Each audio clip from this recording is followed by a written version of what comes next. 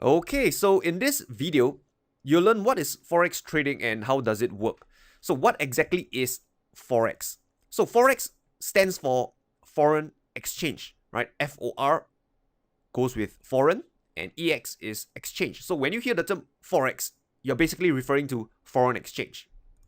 So Forex trading is simply the trading of one currency for another, right? So this is something that I would say 99% of us have at least one point in time, right, dabble in Forex. May not be, electronically, where you are going long or short, but physically, when you, let's say you're going for a holiday, right? Let's say I'm in Singapore and I'm going to Malaysia for a holiday. So if I want to go to Malaysia for a holiday, I need to spend Malaysian ringgit in Malaysia, right? If you go to US for holiday, you'll spend USD in US. So in order to get Malaysian ringgit, I need to sell my Singapore dollars for Malaysian ringgit. So this is one form of Forex trading, right? You're selling your own domestic currency for a foreign currency. So you can spend that currency in the foreign country that you're visiting. So this is one form of Forex trading. So who trades Forex and why? So Forex is largely traded by banks, like central banks, corporations, and retail traders.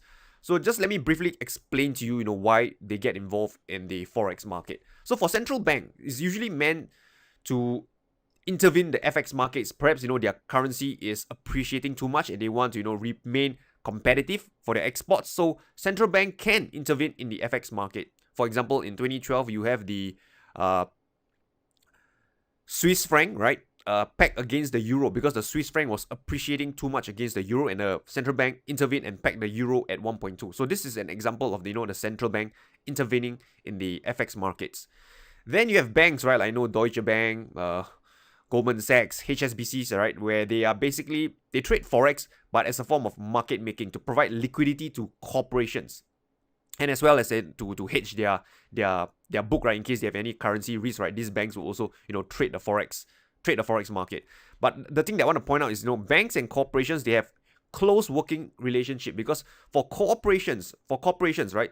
Let's say, for example, you are a car maker. Let's say I'm a Toyota, right? I manufacture cars. But the thing is that my car spare parts are not found in Japan. I may have to go to countries like maybe China or India to source for these spare parts. So if I'm the car maker Toyota, all right, and I need to buy these spare parts, or rather to buy the raw materials to manufacture my car, I need to get them in the foreign country. So what I'll do is that I will sell my own country Japanese yen for, say, the Indian rupee, right? So I got the Indian rupee and I can go to India and buy the relevant materials that I need. So this is another form of Forex trading for corporations, where they typically, sell their own domestic currency, right? And in exchange for a foreign currency to buy, whatever relevant spare part, raw materials that they need. So this is, how corporations, dabble in the FX markets as well, right? They also dabble in the FX markets to, hedge whatever positions that they have that could be, exposed to currency risk. And last but not least, you have the retail traders like me and you who speculates in the Forex market, right, to earn a profit, right, and this is something that, and I believe this is the reason why you're watching this video right now, to learn how to trade the Forex market. So this is where retail traders come in. So one thing to note, right, I want to share with you the hierarchy, right? So this is the map. Let me share with you the how it all works, right, this ecosystem.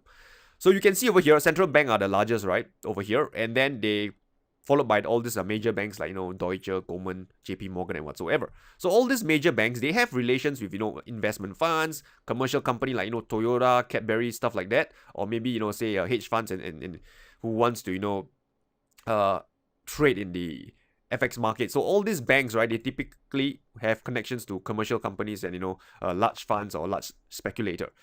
And on top of it, right, they also have connections to market maker, right, where you trade from your broker, right? They have connections to your broker, right?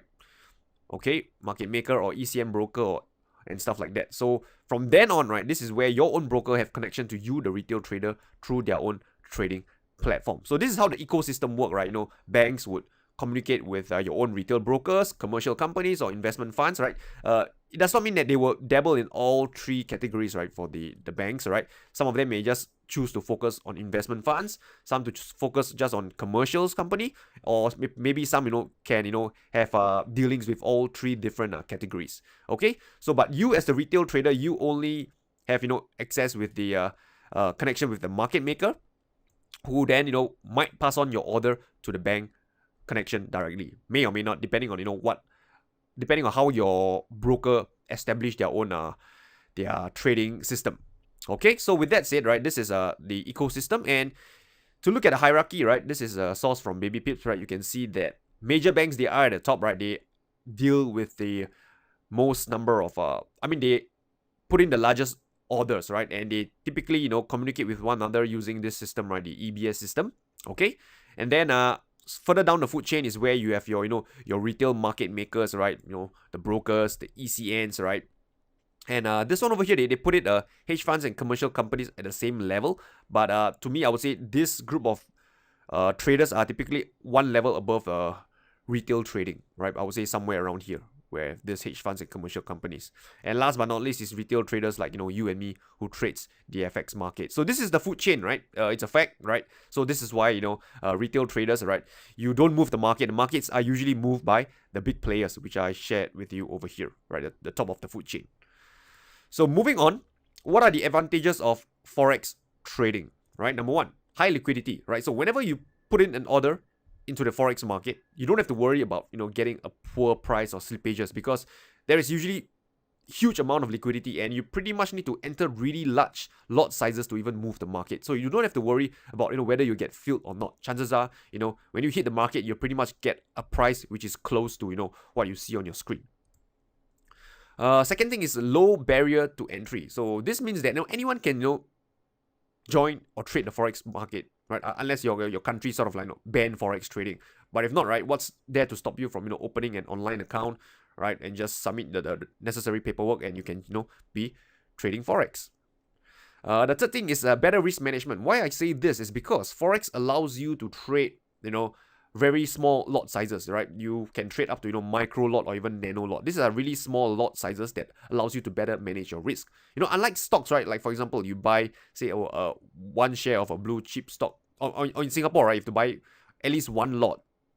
Right, that was I think some time back in Singapore, you want to buy one lot of shares is at least 1,000 shares. So if your account size is too small, you can't even buy one lot of shares in Singapore. So compared to Forex, right, you have better risk management because they let you trade really, really, really small sizes. And then you have trade anytime you want. Forex is traded 24/5, right? Monday to Friday.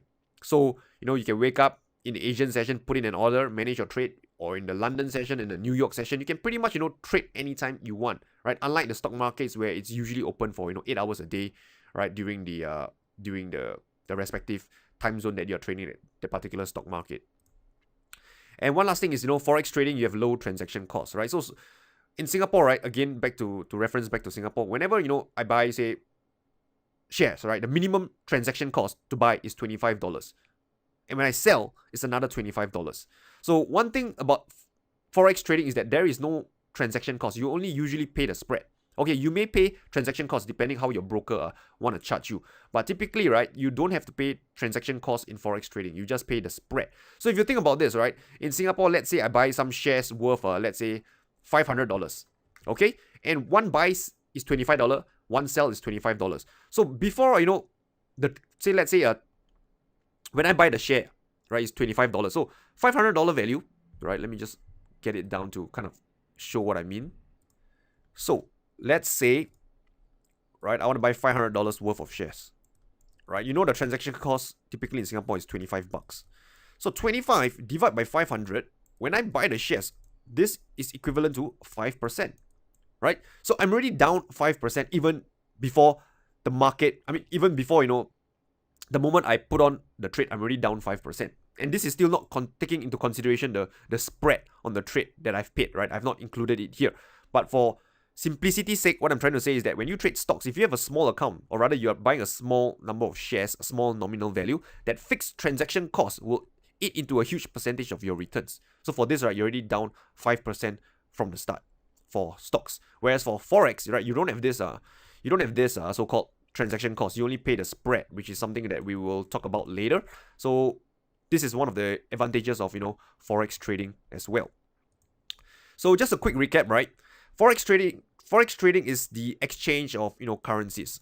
Right, it's traded by banks, corporations, and retail traders like you and me. And the advantages of it is, it has high liquidity, low barrier to entry, better risk management, you can trade anytime, and it has low transaction costs. Okay, so with that said, I have come to the end of this video, and I'll see you in the next.